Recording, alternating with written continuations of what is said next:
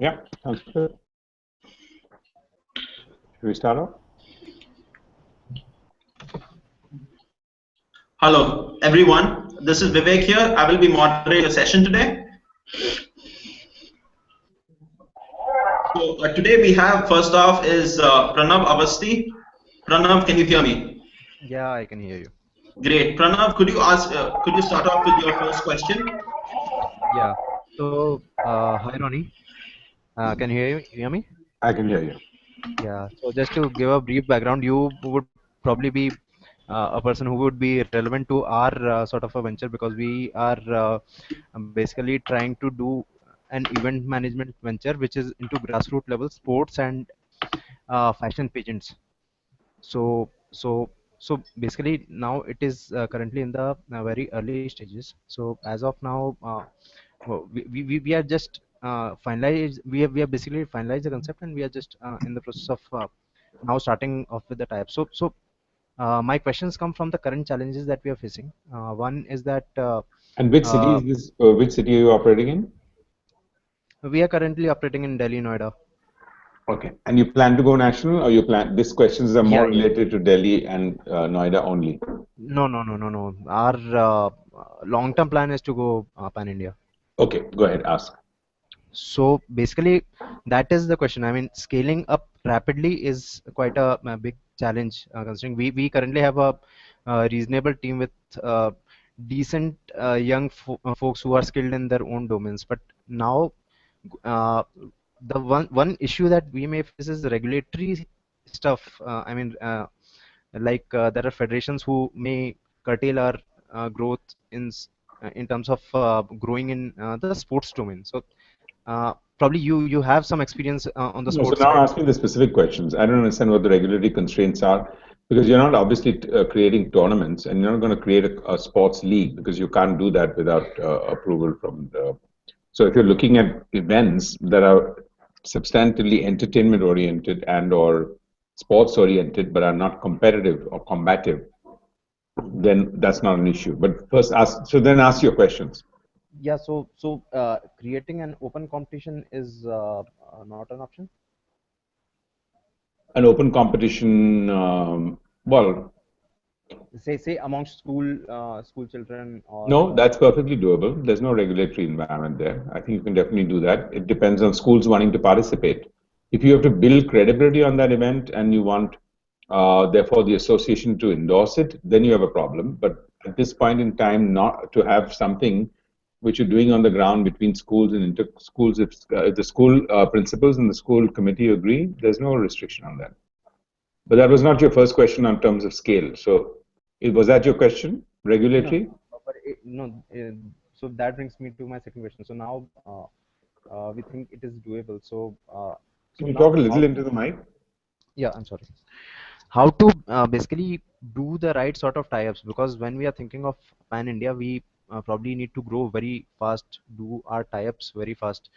Is it good to possibly associate with some celebrity or maybe some big names directly at this stage, at maybe the current No, stage that I would not recommend that.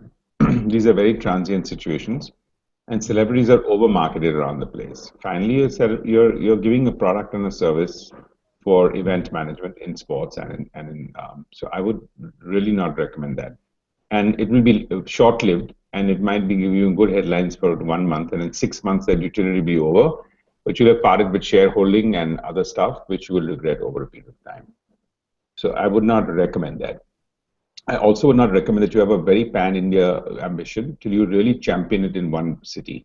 You got to right, build right. your brand and a name in one city, and I hope you're going to stay with that process there.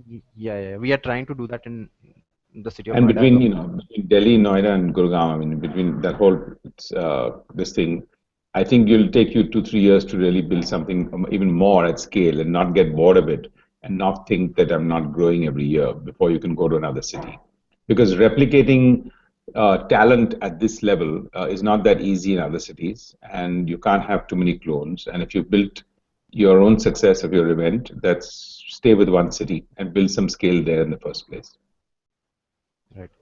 So that brings to me to my second question. I mean, relating to the processes, how do you really build some robust processes in the system at such a stage? I mean, at such a young stage of the organization. I think anything like any startup, anyway, it's naive to think that you can't build process and systems or a SOP in the beginning. I think if you ask the questions and say, I want to be in these three different businesses in terms of events, and what would it take? What's the lead time? So you build your entire process system based on what is my lead time, what is my end goal, when do I want to do this? If these are self events, if these are commission events, then it's based on the client, the customer, the corporate house, the individual, or whatever you want to do that, or a school or a college or an institution. That'll have a different process. And I think if it's something that you want to go out and create on your own, you need to have a start date, an end date, a launch date, and figure out everything in between. What is going to be the commerce of it? Are you going to get, what are your options on revenue? Is it going to come from sponsorship? Is it going to come from gate proceeds? Is it going to come from alliances and associations? And those are the ones that you would need to do. And I think mostly is logic. But the more you learn from the 2 or 3 first ones you do, you can template that. But it'll be different for the B2C versus the B2B. Right. Thank you. Thanks, Thank Ron. you. Yeah, next. Yes, all right. Thank you, Ronnie, for the insightful. I believe Pranav would have found it definitely helpful in his journey now. Next, I'm now bringing in Vishal Mundra. Vishal, could you unmute your microphone, please? Yeah, can you hear me now? Yeah, yes, and can you switch? I don't know whether you're switching. Yes. Can you switch to the people? Yeah, lovely. Thank you. All right. So Vishal Mundra, you can now present your questions to Ronnie, and we'll be able to answer them to you. Right. Hey, Ronnie, pleasure to meet you. Hi. Go ahead. Right. My first question is regarding determining the market of your venture. Let's assume you don't know how to do it, or there's not a good, strong way to determine the potential market. What are the alternatives then? None. I don't think you should step in and create a business if you can't determine your market. Why would you not be able to determine your market is the question. Let's say you don't know how many people, I mean, let's say it's not done before here, at least in India. Well, but I'd say today there are at least 100 businesses that are being started up that have never been done before. Right. But to figure out that you don't know what the market is, let's be very clear. You may not have an accurate sense of it, but there are a couple of things you definitely need to know. You've gotten into that with your sense of that it is an opportunity that will scale up and have a market for it, definitely. Right. And that you need to be very clear about. Then the second one is you do research to some extent to figure out what the need gap is. What is your market? What is the number of cities you want to hit out at? And you create that market band. And it's as straightforward as that. But if you can't figure out a market, I'm not sure you're ready to start your business. I'd be cautious. I'd be cautious enough to think that you think you can start your business, but I don't know what the market is. I'll just make it, and then people will come for it. Because how are you going to make a marketing strategy out of that? How are you going to make a budget? How are you going to sell it? You'll have many more questions, bigger problematic questions to answer later on if you're going to start off without being able to determine a market.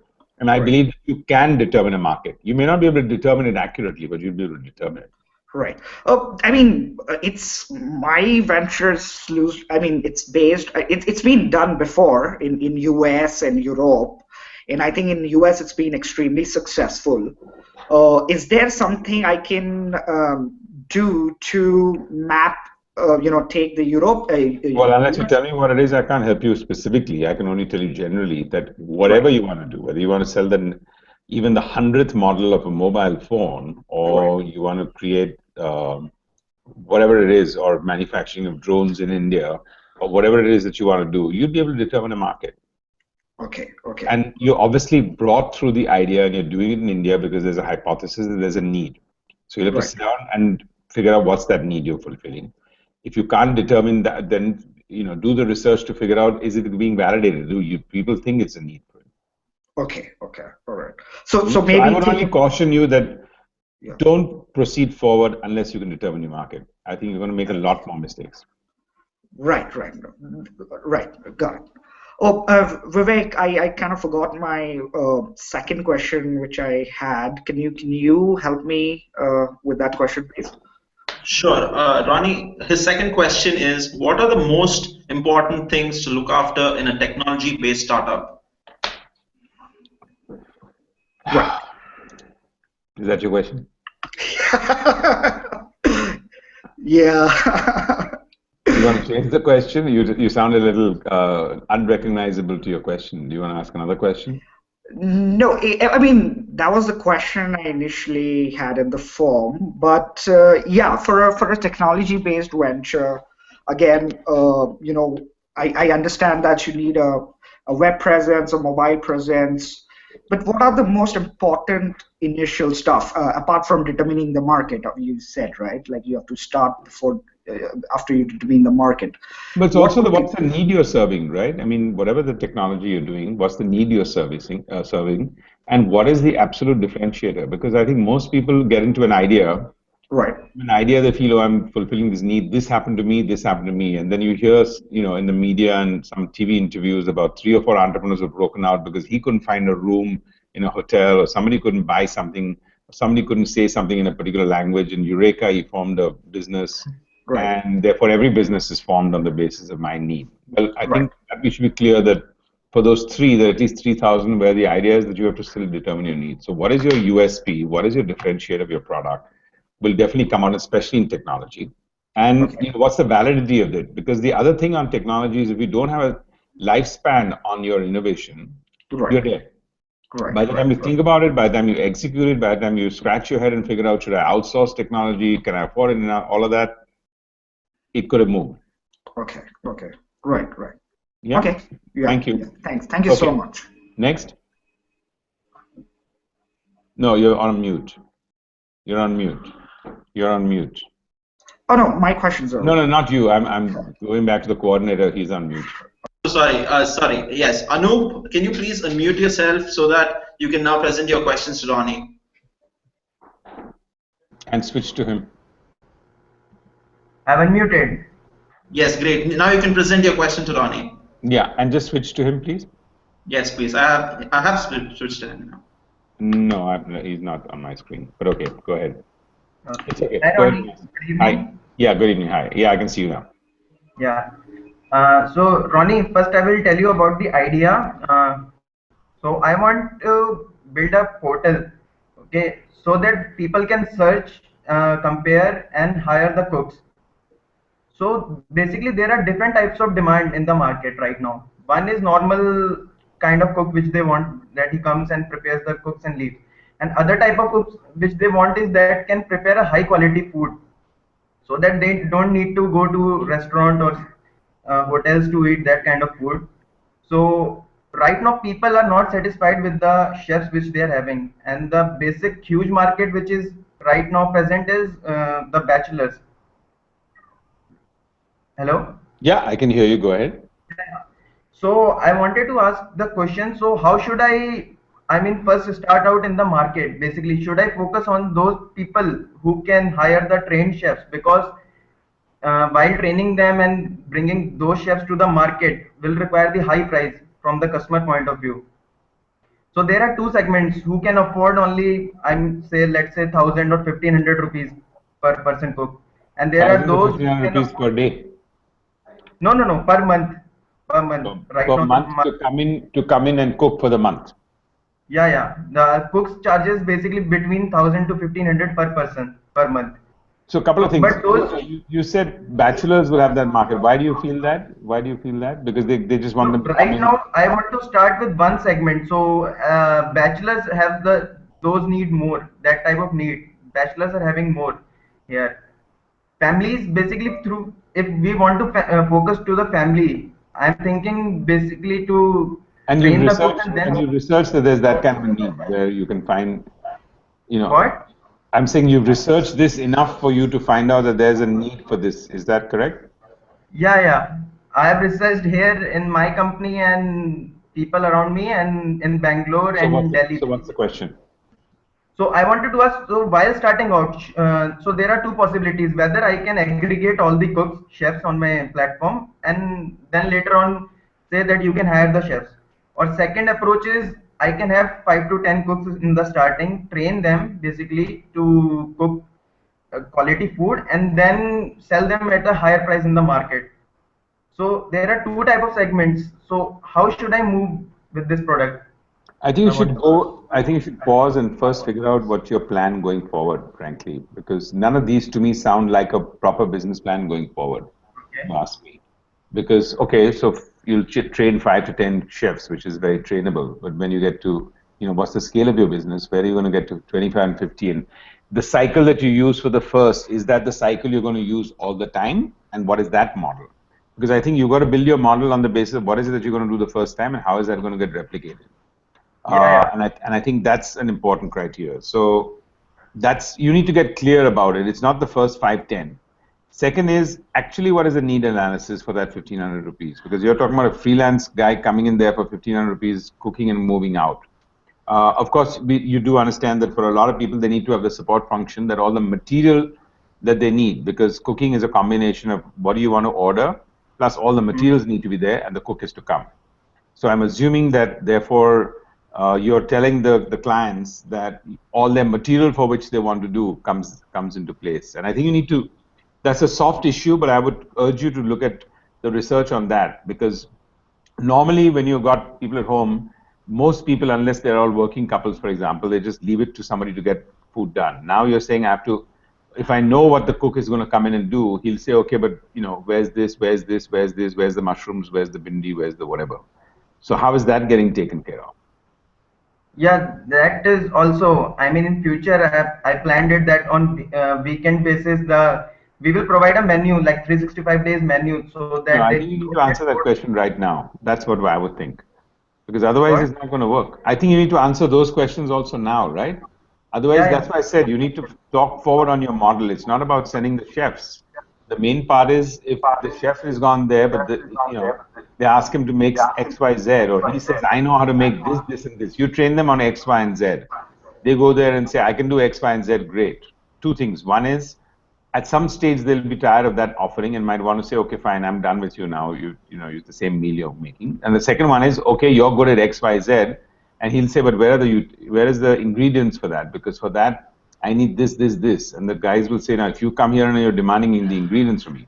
So I'm not quite sure how this model is working, and I don't want to get into specifics right now with 7 other people on the call, other than to tell you that think through this idea with a lot more detail than you're starting off on it.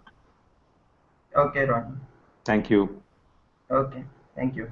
Does that answer your question? Yeah. Okay, thank you. Thank you. Yeah, next.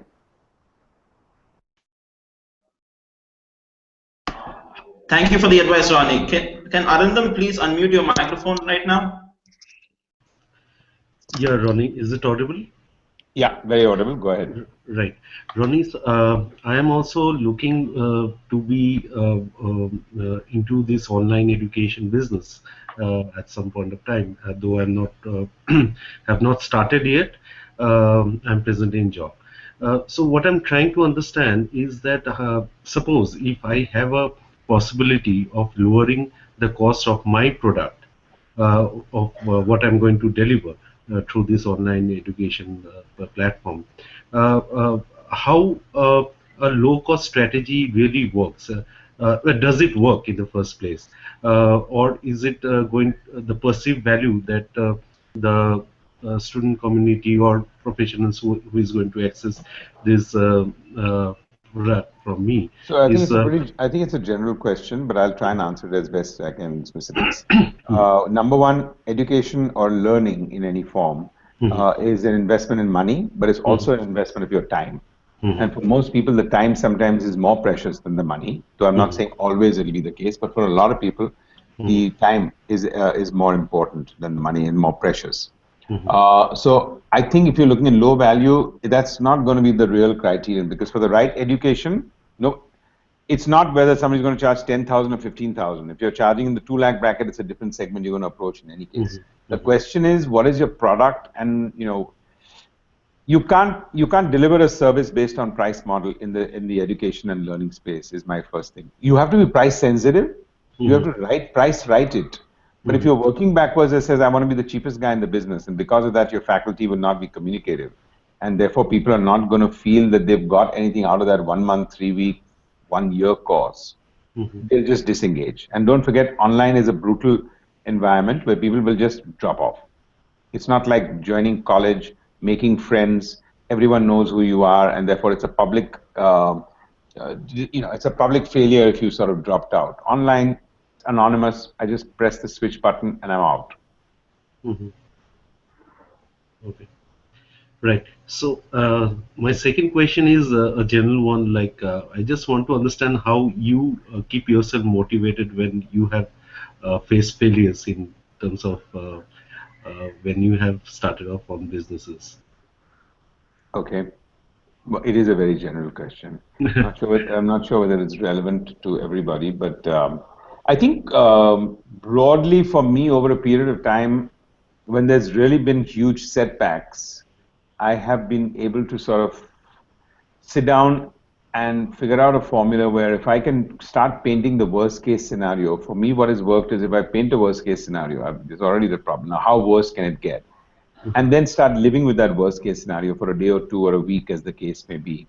Your brain starts functioning in a very unique manner, I think, for everybody, where because you're now already acclimatized with what's the worst that can happen to me, suddenly you got a lot more courage, you got a lot more guts to face what you want to face. And then solutions start coming from the left brain in a very different manner because you got to pump yourself enough to feel, okay, now I've lived this worst case scenario. So, you got to paint it up and say, okay, this has happened, how much worse can it get? And if you can start handling that, and then you can change that around. And the second is that your colleagues, partners, clients, you've got to get them to rally around. You've got to be absolutely blunt with them with the problem and not try and say, oh, if I tell them and if I share my bad news with my colleagues, employees, partners, whatever else, they'll get more worried because they'll only get worried when you anyway shut shop. So at this point, get them to be your best support. Right. Thanks a lot, Ronnie. Thank you. Okay, thank you, Ronnie, for the advice. Now we shall move on to Onon Money. Anand, can you please unmute your microphone, please? Hello, Anand. Hi, You can now present your questions to Ronnie. Hi, Ronnie. Good evening. Hey. Hi, go ahead. Okay, my question is, I am doing a portal in the healthcare space. Yeah. Can you hear me, right? Okay, Yes. so my question is, so I've been running this portal for about a year. Yeah. And I want to know that, so now one of the competitors is a platform like Portia. And I want to know if someone like Portia adopts the kind of business that I am doing and starts in putting cash and giving more discounts as offerings. So in such scenario, what is the differentiator that I should look at? Look at funding and then start giving the similar kind of discounts or give added value benefits. So what is the thing that would, I think you have to build your loyal customer base. I don't think if somebody is well funded, like Portia would be at that stage, that you can compete on that space. I don't think suddenly if you start going out to raise funding, you'll get it because people will ask you, what are you raising funding for? And you're saying to compete with Portia, and the guys will say, okay, that means you're going to blow up more money for marketing. I think if your product is really superior, stay in that zone that you are in and pick up customers on a loyal basis, build a loyalty program around it, and weather the storm. Now, you could have a situation where 3-4 more players get funded in that space, and therefore you're completely marginalized. There's no guarantee that may not happen. But I don't think at that stage, because I think this discount one is a real problem, and it is a real situation in India. And for a lot of people who want to get market share, that's what they feel is the best way to drive everybody else out. It's not unique to the health space, it's in every space. Maybe it's not there in the insurance space because you can't discount. But for most other places, I think, it's very much present there. So that's a you may not start this business and you may start another business and you'll be faced with that. Correct. So I think how you handle yourself in this particular point in time is the most important. Funding to stay in the business, if you can get it, is fine. But after you've got the funding, I would urge you not to compete with them on the same marketing or customer acquisition spot, and then start building your talent and build the differentiator.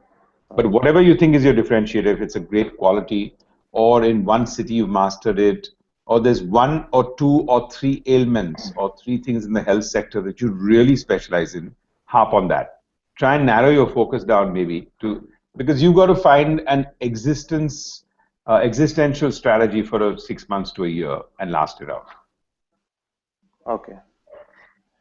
My second question is, So now that I've been doing this for a year, so I've pretty much got the entire area of Bombay. So once if you start a business, you're working in the city, is it what would you suggest to add on some extra, some add-ons to the similar line, or look at what you have established, take that to another city?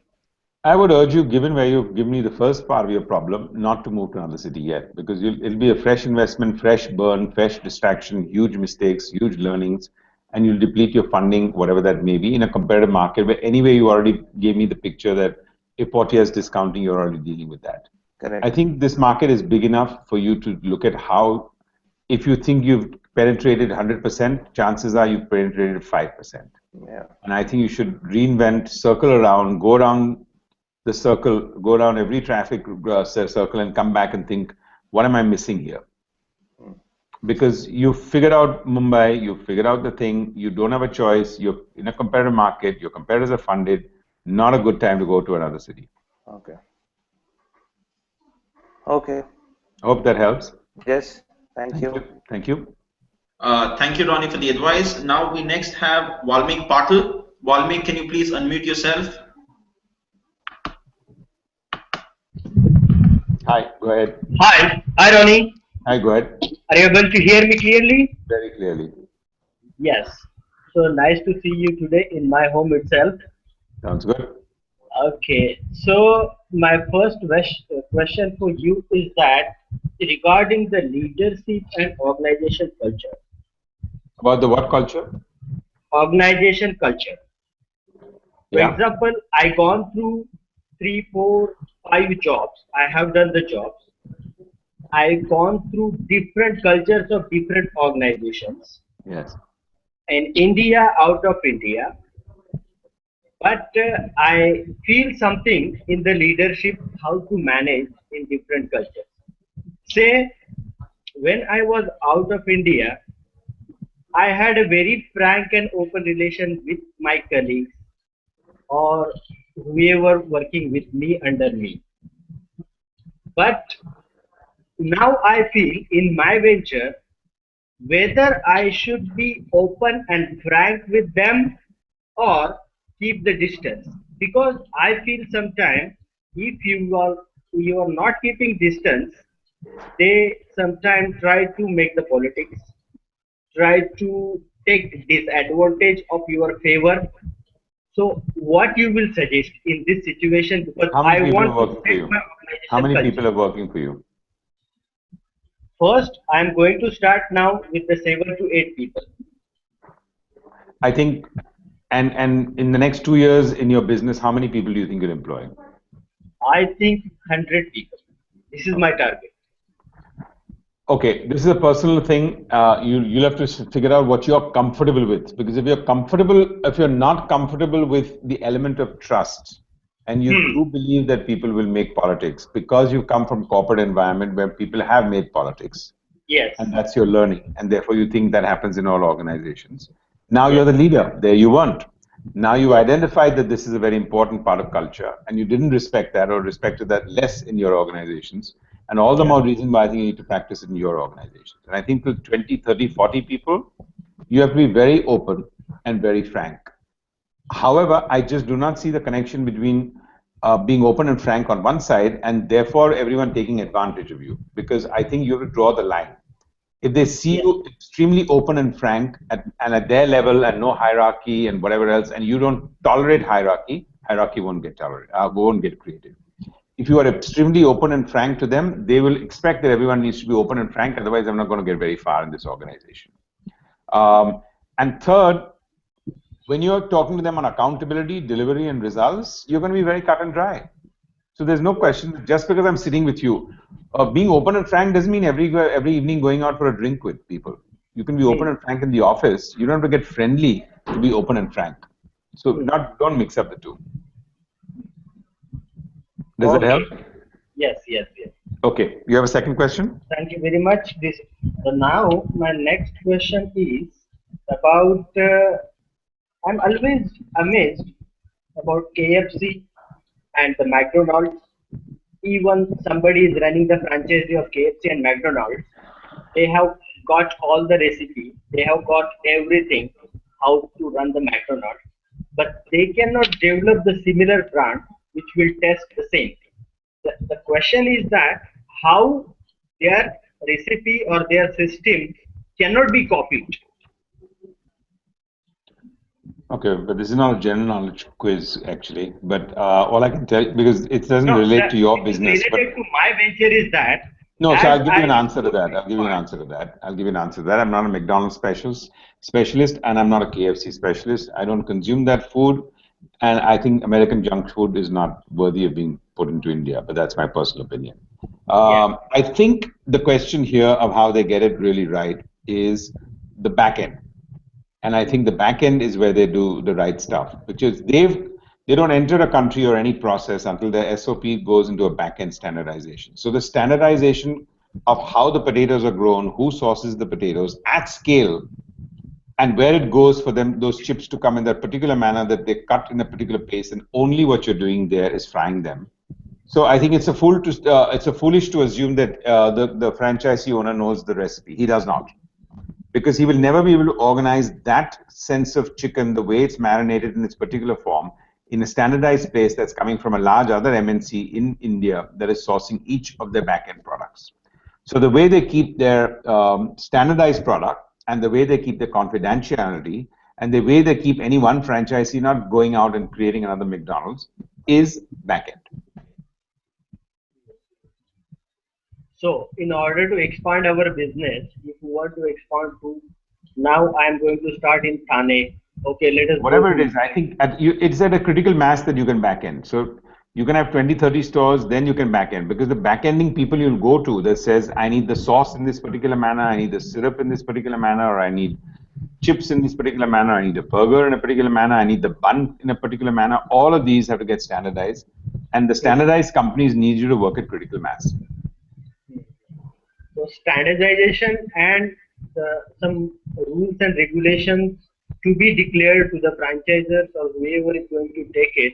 Yeah, but rules and regulations, those franchisees can break. If you control the inventory through a standardized backend, that's when you will continue to have a standardized product for the retailer, for the consumer, and B, the process will be established. And it might take some time. So, but that's the way to go. So I'm just answering your question of why I think McDonald's and KFC managed to do what they do. Okay, thank you very much. Thank you. Thanks. All right, thank you, Ronnie, for the advice. Now we have Deepchar. Deep, can you please unmute your microphone and ask your questions to Ronnie right now? Hi, Ronnie. Hi. So to give you a brief about what I've been doing for the past 2 years is that we are an edutech company, and we made comics, quizzes, and engaging content for K through 12. And we're in Baroda and Bharuch. These are the two cities we've operated in. And this is online or in Yes, text? online and mobile. Okay. So we have about 10,000 users right now. So the challenge on a subscription model or on a pay model, or? Yes. 500 of them have paid. 10,000 have been free users. It's a freemium sort of model. Okay. And so the challenge initially was obviously to create the content and get the team in place and create the product. But eventually, while operating in India, my biggest challenge has been people. Either it's tying up with institutes, or selling to parents, or hiring. So both my questions are in that zone. That my first question is, how do you let's say I want to partner with Khan Academy now. I want to grow and access their distribution channels. How do I reach out to them, or how did you do, say, in your initial stages? For example, I read your book and you said about you partnered with Z in your initial days. So how did you go about doing that? That's my first question. And then So let me answer that. I think a lot of people think that everything is unreachable. Everyone in business is wanting to do business with other people, and I think Khan Academy or anybody else will realize that they want to be extremely collaborative with people. It's not easy, but you have to be absolutely persistent, and you have to figure out 10 different ways to do that. I think if you got the reference in my book on the ZTV, when we wanted to start airline in-flight programming in India. for multiple airlines. We took 6 months and we couldn't get a single sale from British Airways, Singapore Airlines, and I was very keen on selling to Singapore Airlines because I thought if Singapore Airlines bought our in-flight, the whole world, because they're, between them and Emirates, they're the two most respected airlines, so that would send the benchmark. And again, knocked on their doors for almost 3 months. Nobody paid attention to us till I one day figured out somehow or the other aggressively that the head of in-flight was traveling from Singapore to Atlanta for a meet that I was also going to, and it just coincidentally we were both invited to the same CNN conference, and I found that out.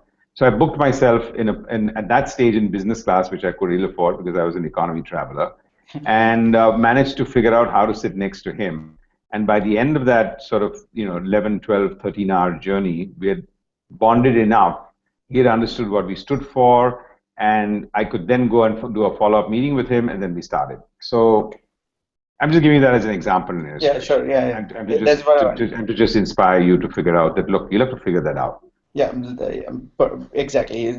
That was like a social engineering question that I had, and the second one is what I faced is to hire at higher positions. So as founders, we are good to get the initial 10,000, but for the next phase of growth, when we're bootstrapping essentially, and we don't have that amount of funds available, and the talent pool is also lacking in this city. Would you advise to say move to another city or still attract somebody at a higher pay scale?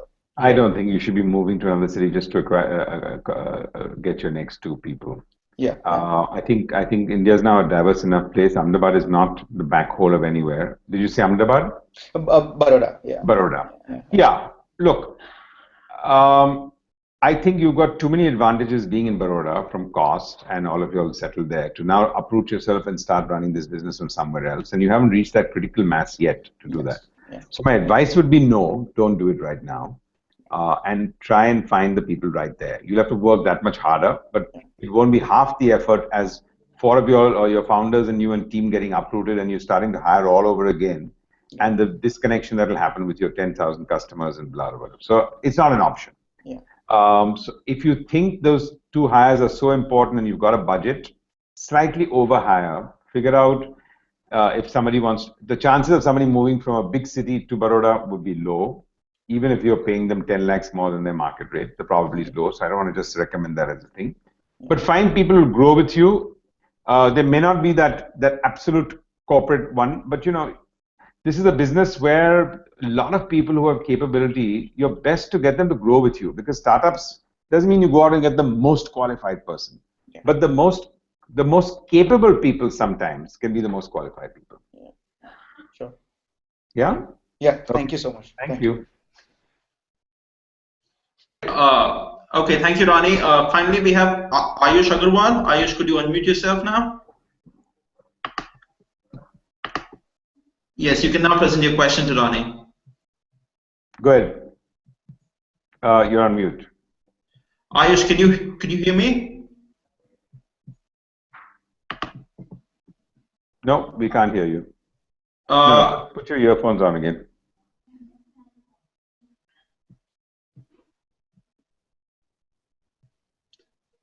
Can you hear us? Can you hear us? Just put your thumb up if you can hear us. Okay, good. So now, but we can't hear you, so you got to fix your audio.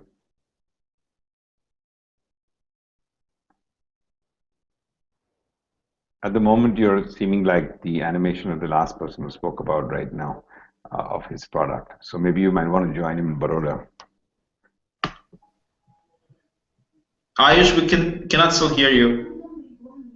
Do you want to type your message out?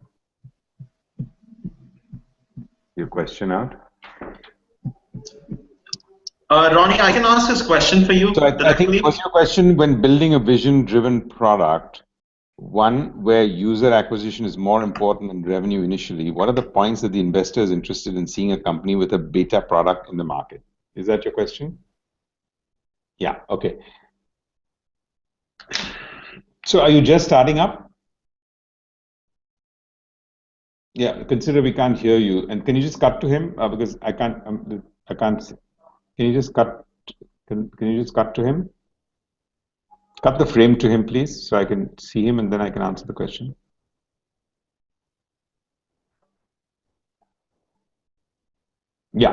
Are you a startup? Yes, no, just a startup. Yeah. Okay. I think the first part I would say is, let's not start with this whole thought process of what is the investor thinking and what's the investor feeling in the whole thought process. What is it that you're setting out to build? What do you want to build? You've got to get clear about what you want to build, because if I see your question and you're saying, when building a vision-driven product, firstly, I don't know what a vision-driven product is, where user acquisition is more important than revenue. Yeah, that's a cop-out today, because what do you mean it's more important? You set that benchmark and more important? Or is it because you think that's a good line for the investor because yes, go capture market share, then we'll discuss revenue. I think revenue is always important. You need to be clear what you're building. Investors will not come to you unless you have the clarity of thought. If they think you're playing out to what they want to hear, you're not going to get funded. And the environment has just got tougher already right now for startups and for medium scales and for scaling up. So I would say that if you believe that it is more important than revenue, you at least need to balance off and make it equally revenue. And I think the investor is looking at what you're willing to build and what is your goal and how are you going to be able to take that product to the next level. So I think I would urge you to not look at it as what is an investor thinking, because the investor is interested in what you're thinking. Do you have a second question? Shall I ask the second question? Okay. What are some things that a single founder can do to build a strong team around him when he's unable to find the right co-founder? So you're a single founder? Yeah. Okay. I think, the critical part again is clarity. People join companies in the beginning and startups because they're excited about an idea. Mostly they're excited about the entrepreneur and the founder, and they're inspired by the person. Because when they do that, then they feel there's a future in the business. Can you cut back to him? Because otherwise I'm getting, sorry, if you can just cut back to him. Yeah, because they really feel they're going to be able to see a future in the business. Most people at that stage, if you want to attract them, they're coming there because they feel I'll learn more with you personally, my leader or the entrepreneur, than I'll lead with somebody else. So I think the biggest quality in the beginning is for you to feel clarity, a lot of conviction, and inspire people. I think if you can articulate your clarity, if you can say it with conviction, and if you can inspire people, that's a good way to start building a team. That doesn't mean it's a recipe it doesn't mean everyone's going to line up outside your door. But trust me that if you're meeting people and interviewing people, and if you can show these, people will see it in your eyes, and out of the 1 out of 100 or 1 out of 10 that want to join you, they'll be more inclined to do that versus the next guy. Yeah, does that help? Okay, you can throw another thumbs up for that. Thanks. All right. Okay, fine. Yeah. Okay. Cool. Thank you. All right. Thank you, Ronnie, for all your advice. That's great. Thanks everyone. Thanks everyone for joining us.